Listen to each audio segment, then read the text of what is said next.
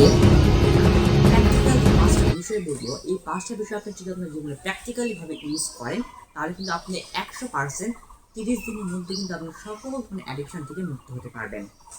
এবং এই পাঁচটা প্র্যাকটিক্যাল আপনাকে প্রতিদিন করতে হবে, প্রতিদিন প্র্যাকটিস করতে হবে, এবং এগুলো যদি আপনি ভালোভাবে নিজের শরীরে প্রয়োগ করতে পারেন তাহলে কিন্তু ইনশাআল্লাহ আপনি সকল অ্যাডিকশন থেকে মুক্ত হবেন। তো সেই বিষয়ে আজকে কথা বলবো। তো প্রথম যে আমি বিষয়টি সম্পর্কে কথা বলবো যে নিজেকে আগে স্থির করা বা ডিসিপ্লিনটা আগে মেনে চলা। তো আমাদের কোনো কাজ করার আগে কিন্তু প্রথম ডিসিপ্লিনটা মানতে হবে। যদি আমাদের ডিসিপ্লিনটা ভালো মতো না থাকে তাহলে কিন্তু আমরা কোনো কিছু মনোযোগ দিতে পারবো না। আজকে থেকে যদি আমরা শপথ নিই, আজকে থেকে যদি আমরা শপথ নিই যে আমরা আর মোবাইল বা যে ধরনের অ্যাডিকশানে যুক্ত রয়েছি সে ধরনের অ্যাডিকশান দেখবো না, অ্যাডিকশানে থাকবো না, আমি এটা থেকে বেরিয়ে আসার চেষ্টা করবো। আপনার যদি একটা মনোবল থাকে, একটা ইচ্ছা শক্তি থাকে তাহলে কিন্তু আপনি এটা থেকে বেরিয়ে আসার প্রথম ধাপে উত্তীর্ণ হয়েছেন। একটা উদাহরণস্বরূপ বলা যায়, ব্রিটেনের একটি মেয়ে পিৎজার প্রতি এতটাই অ্যাডিকশান এতটাই তার প্রতি একটা অ্যাডিকশান সৃষ্টি হয়ে যায় সে সকালের নাস্তায়, দুপুরে লাঞ্চে এবং রাতের ডিনারে সে পিৎজাই খায়, আর অন্য কিছু হয় না। এবং দুই খাবারের মাঝখানে বা দুপুর থেকে রাতের খাবারের মাঝখানে সে যদি কিছু খায় সেটা হচ্ছে পিৎজা। টানা 31 বছর ধরে সে ভাত বা অন্য ধরনের কোনো খাবার খায়নি, কিন্তু সে পিৎজাই খেয়েছে। পরবর্তীতে তার মা বাবা তাকে এটি বোঝায় এবং তার প্রবল ইচ্ছাশক্তির কারণে কিন্তু 31 বছরে যে পিৎজা খাওয়াটা সে কিন্তু ভঙ্গ করে ফেলে এবং আবার সে নর্মাল হয়ে থাকে। আরেকটি উদাহরণ যদি দেওয়া যায় তাহলে এটি জাপানের একটি ঘটনা।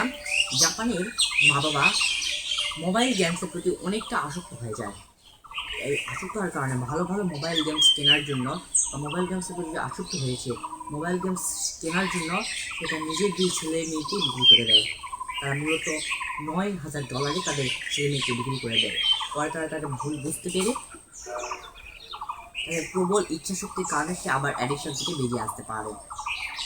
তো প্রবল ইচ্ছাশক্তি যদি আপনার থাকে, আমি এটাই বুঝতে চাচ্ছি যে আপনার যদি প্রবল একটা ইচ্ছাশক্তি থাকে তাহলে কিন্তু আপনি এই ধরনের অ্যাডিকশন আপনার কাছে বেঁচে আসার কোনো ব্যাপারই নয়। আর যদি কোনো ইচ্ছাশক্তি, চেতনা শক্তি যদি আপনার না থাকে তাহলে কিন্তু আপনি কখনোই অ্যাডিকশন থেকে বেরিয়ে আসতে পারবেন না। তাই আপনার আগে নিজেকে এটি পার করার প্রথম ধাপটা হচ্ছে আপনার মূলত আগে আপনার নিজের মনকে স্থির করা, ইচ্ছাশক্তি জাগ্রত করা, তাহলে কিন্তু আপনি পারবেন এই ধরনের অ্যাডিকশন কাটিয়ে আসতে। যতই কঠিন অ্যাডিকশন হোক না কেন আপনি কিন্তু এটা কাটিয়ে আসতে অবশ্যই পারবেন।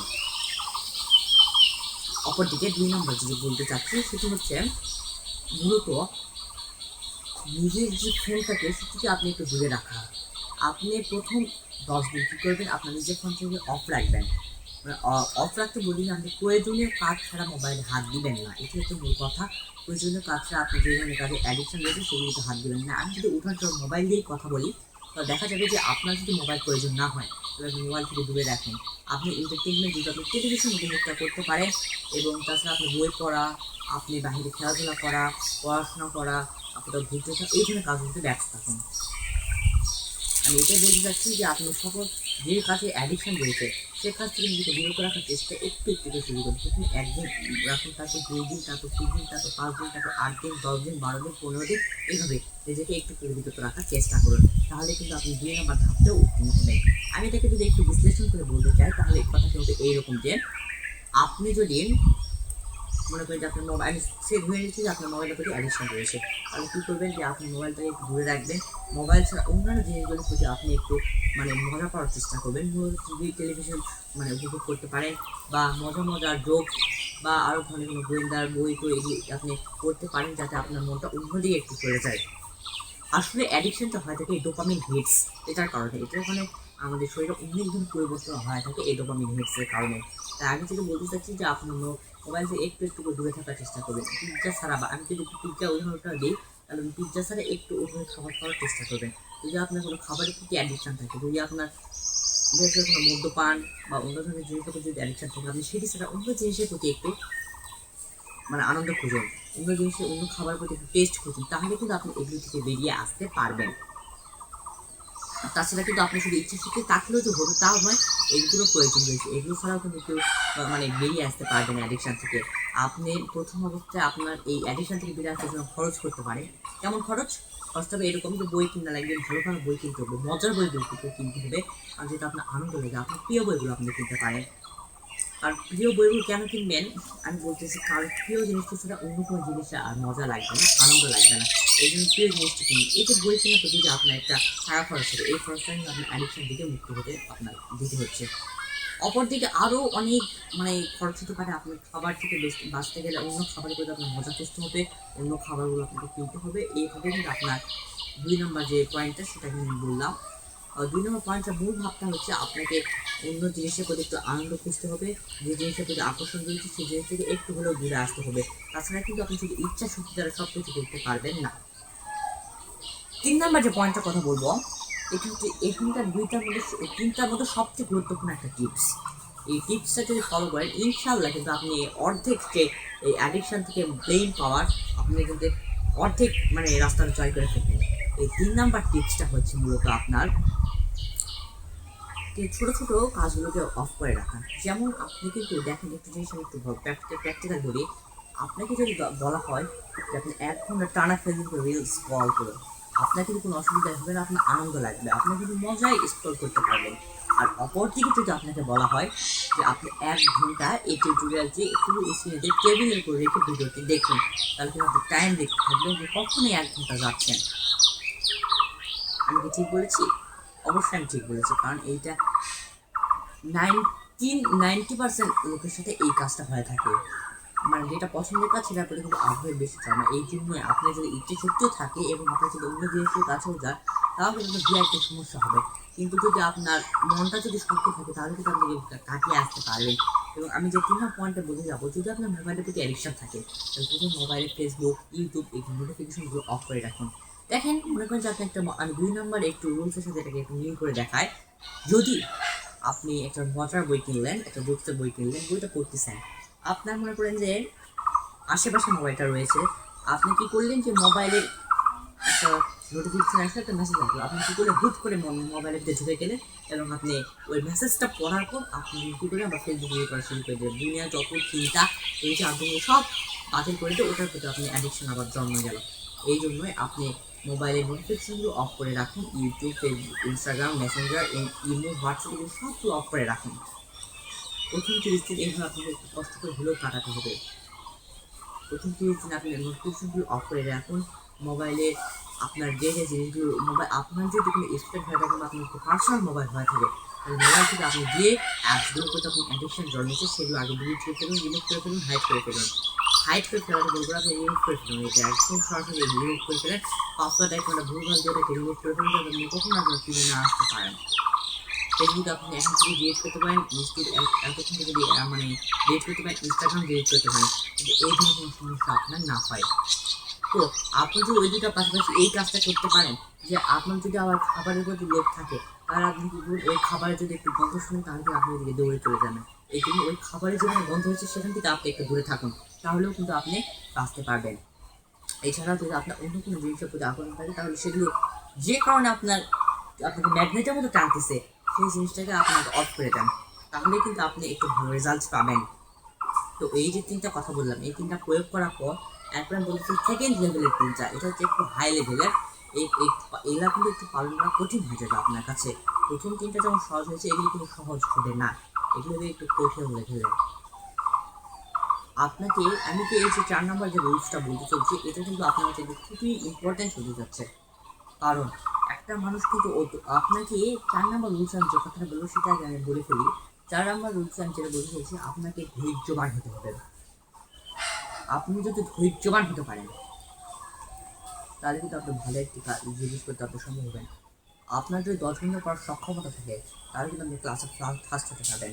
আপনার যদি 20 ঘন্টা কাজ করার সামর্থ্য থাকে, 23 ঘন্টা কাজ করার সামর্থ্য থাকে তাহলে কিন্তু আপনার অফিসে সবচেয়ে ভালো এমপ্লয় হতে পারবেন। তো আপনার মূলত একটা জিনিস থাকতে হবে সেটা ধৈর্য। আপনি যদি যে আপনার জিনিসের প্রতি অ্যাডিকশান রয়েছে সেই জিনিস থেকে আপনি যদি মুক্ত হতে চান তাহলে কিন্তু ধৈর্যের অত্যন্ত প্রয়োজন হবে। অনেকে রয়েছে যাদের অ্যাডিকশনটা 2 থেকে 3 বছর দীর্ঘ, তারা যদি এই অ্যাডিকশন থেকে বের হতে আসতে চায় তাহলে তাদের প্রথম হাতটা একটু কোকড়া হয়ে আসতে থাকবে, যে হাতটা একটু জ্বালা করা শুরু হয়ে যাবে। কারণ এটা হচ্ছে 2-3 বছরটা দীর্ঘ, এটা থেকে বেরিয়ে আসা কিন্তু অনেক কষ্টকর। যেমন আমি যদি উদাহরণস্বরূপ দিই, আমার এরকম অ্যাডিকশান ছিল ক্লাস 5-এ। আমার প্রচুর মোবাইলের প্রতি অ্যাডিকশান। আমি মনে করি যে সব দিকটা আমি 10 ঘন্টা মোবাইল দেখেছি এক টানা। 10 ঘন্টা নাহলে 8 ঘন্টার মধ্যে হবে আমি এরকম মোবাইল দেখেছিলাম। তো মোবাইল দেখার পর আমাকে চশমাও নিতে হয়েছিল। আমি এতটা অসুস্থ হয়ে পড়েছিলাম। তারপর আমি একটু ভাবতে লাগলাম, রিয়েলাইজ করতে লাগলাম যে আমি কীভাবে এই জিনিস থেকে বেরোবো। এটা আমার শরীরের জন্য অস্বাস্থ্যকর, এটি দ্বারা আমি ভালো কিছু ফল পাচ্ছি না, আমাকে এটা থেকে বেরিয়ে আসতে হবে। এটি ভাবতে ভাবতে আমি আমার কাছে একটা পয়েন্ট আসলে আমাকে মনস্থির করতে হবে, আমাকে একটু ধৈর্যবান হতে হবে। এই কাজ করার জন্য আমি পরের দিন কী করলাম, বাজার থেকে বই কিনলাম। আমি টেলিভিশন আমার বাড়িতে ছিল, সেখানে আমি ডিশ কানেকশন নিলাম, সব কানেকশন নিলাম যাতে আমি এগুলো থেকে ভালো পারি। তো প্রথম দিন যখন আমি একটু বই পড়া শুরু করি তখন কিন্তু আমার হালকা একটা অস্থিরতা কাজ করতে শুরু করে। তবুও আমি সেই সময়টা করেছিলাম দেখে আমি এগুলো থেকে অ্যাডিকশন থেকে বুঝতে পেরেছি। আবার আমি আমার সুস্থ জীবনে ফিরে এসেছি এবং ওই মোবাইল দেখার জন্য কিন্তু আমাকে প্রায় 1 থেকে 2 বছর পর্যন্ত আমাকে চশমা ইউজ করতে হয়েছিল, যেটা আমার জন্য খুবই একটা কষ্টদায়ক একটা ব্যাপার ছিল। তবুও আমি একটু কিছু শুধু মেনে নিয়েছিলাম। পরবর্তীতে আমি এইটা মোবাইলটা সপ্তাহে 1 ঘন্টা দেখতাম, সপ্তাহে 1 ঘন্টা বা তারও কম হবে, বেশি না তারও কম হবে। এভাবে আরও কম করলাম, 30 মিনিট, 20 মিনিট, 15 মিনিট এবং সর্বশেষ যায় 5 মিনিট, 1 মিনিট পর্যন্ত আমি দেখি, 1 মিনিট পর্যন্ত দেখেছিলাম। এভাবেই কিন্তু আমি ধৈর্য আমার ছিল বলেই কিন্তু আমি করেছি। আমার যখন বই পড়তে ইচ্ছা করতো না তখন আমি ঘুমোতাম, না ঘুমাতে ইচ্ছা করলে আবারও বই পড়তাম, কিন্তু আমি অন্য কাজে যেতাম না। প্রয়োজন হাত মানে শিকলতে বেঁধে রাখতাম, তবু আমি অন্য কাজে যেতাম না। এই জন্য আপনার প্রয়োজন একটা স্মার্ট, একটা শক্তিশালী একটি ধৈর্য, তাহলে কিন্তু আপনি এই অ্যাডিকশন থেকে মুক্ত হওয়ার জন্য একদম কিন্তু পরিপক্ক হয়ে যাবেন। 5 নম্বর যেটি বলবো এটি হচ্ছে একটি প্র্যাকটিক্যাল। আপনার যে জিনিসগুলোর প্রতি অ্যাডিকশন রয়েছে আপনি সেগুলোকে প্রয়োজন আপনার জীবন থেকে একদম সরে ফেলা। ওই অ্যাপস নয়, অ্যাপসের কথা বলছি না, আমি আপনার যাদের মোবাইলটার কথাই বলছি। হ্যাঁ ভাই, যদি আপনার মোবাইলটা অত্যন্ত ক্ষতি করে থাকে, মোবাইলটা যদি আপনি অত্যন্ত ক্ষতি হচ্ছেন, তাহলে আপনি মোবাইলটা আপনার এখনই বিক্রি করে দেন। জি ভাই, আপনার যদি অ্যাডিকশন থেকে এতটাই ক্ষতি হয়ে থাকে তাহলে আপনি মোবাইলটা বিক্রি করে দেন। আপনি যদি স্টুডেন্ট হয়ে থাকেন, আপনার যদি সম্ভাবনা থাকে যে আমি বড় কিছু হবো, আমি ডাক্তার হবো, ইঞ্জিনিয়ার হবো, আমাদের এই ধরনের সম্ভাবনা থাকে, কিন্তু মোবাইলটা বাধা দিচ্ছে, মোবাইলকে বিক্রি করে দেন। জি ভাই, এটা আপনি কোনো দ্বিধাবোধ করেন না। আপনার যদি চাকরির জন্য এই মোবাইলের জন্য আপনার যদি চাকরি চলে যাচ্ছে, তাহলে আপনি এই মোবাইলকে আউট করে দেন। তো আমার 5 নম্বর পরামর্শ হচ্ছে এই যে, যদি আপনার চাকরিতে, আপনার পড়াশোনায়, আপনার জবসের ক্ষেত্রে আপনার যদি এই মোবাইলটা এতটাই বাধা প্রদান করে থাকে, মোবাইলকে আউট করে দিন, ওই খাবারকে লাইফ থেকে আউট করে দিন। এখানেও কিন্তু একটা জিনিসের প্রয়োজন হবে, সেটা হচ্ছে ডিসিপ্লিন বা মনের স্থিরতা। মনের স্থিরতা যদি না থাকে, আপনি এই 5টা রুলসের কোনোটাতে কিন্তু আপনি মনোযোগ দিতে পারবেন না ভাই। তো আজকে যে কথাটা আমি বললাম সেটা হচ্ছে, আপনার যদি আপনার কাজ অসুবিধা এতটা হয়ে থাকে, ওই যে বেশি হয়েছে, তাহলে আপনি তো এই মোবাইল থেকে আউট করে নিতে বাটন ফোন ইউজ করেন, ছোট্ট একটা বাটন ফোন ইউজ করেন ভাই। তো আপনি অ্যাডিকশন থেকে বুঝে আসবেন, কারণ অ্যাডিকশন আপনার কিন্তু একটা খারাপ জিনিস, যেটা আপনি পুরো লাইফকে ধ্বংস করে দিয়ে চলে যাবে। জি ভাই, তাই আমি বলতেছি, আপনার যদি মোবাইলকে এতটাই ক্ষতি করে থাকে, আপনি মোবাইল থেকে আপনার লাইফ থেকে সরিয়ে ফেলুন, এরকম দ্বিধাবোধ করেন না। আপনার একটা সম্ভাবনা রয়েছে, আপনি নিজেও জানেন যে আপনি 10 বছর পর ঢাবিতে পড়াশোনা করবেন, বুয়েটে পড়াশোনা করবেন, ডিএমসিতে পড়াশোনা করবেন, বাট আপনার এই মোবাইলের কারণে আপনি এতটাই ক্ষতিগ্রস্ত হচ্ছেন যে আপনি ঢাবি থেকে সরাসরি একদম অন্য একটা লেভেলে চলে আসছেন। তাহলে ভাই আমি একটা পরামর্শ দিব, আপনার এই মোবাইলটাকে আপনি ক্লোজ করে ফেলুন, ভেঙে ফেলুন, বিক্রি করে দিন। এই মোবাইলটাকে আপনার লাইফ আর রাখেন না। আপনি মনে একটা কথা আছে থেকে ঢুকান, আমাকে পারতেই হবে। আপনি যদি ধরে নেন যে আমার 2 থেকে 3 বছরের একটা আমার আসক্তি, এটা আমি কাটাতে পারবো না, আমি এটা করেই যাবো, তাহলে কিন্তু হবে না ভাই। মানুষ পারে না, আমার কোনো কাজ কিন্তু এখন পৃথিবীতে জন্মায়নি। মানুষ পারে দেখেই পৃথিবীতে কাজটা আসছে। আপনিও পারবেন, আমার দ্বারা হবে, এই শপথটা আপনি নিজে মনে ঢোকান। আপনার ডিকশনারিতে না বললে আর কিছু থাকবে না, আপনি পারবেনই। এই জন্য শপথ, এই জন্য স্লোগান আপনার ডিকশনারিতে রাখেন ভাই, তাহলে কিন্তু ইনশাল্লাহ আপনি কিন্তু অ্যাডিকশন থেকে মুক্ত হতে পারবেন। আপনি সেফ 30 দিন এই কষ্ট করে চলেন, ইনশাল্লাহ দেখবেন আপনি অ্যাডিকশন থেকে একদম বেরিয়ে চলে আসতে পারবেন। ভাই কথাগুলো আমি চ্যাটজিপিটি না, কোনো স্ক্রিপ্টটা আইডিয়া না, এটা সম্পূর্ণ প্র্যাকটিক্যাল লাইফ থেকে নিয়ে আপনাদেরকে বলতেছি। তাই আমি গ্যারান্টি দিতে পারবো, এই 5টা রুল যদি আপনি ফলো করেন, ইনশাআল্লাহ আপনার দ্বারা অ্যাডিকশন থেকে মুক্ত আপনি হতে পারবেন, এটা আমার গ্যারান্টি ভাই। জি ভাই,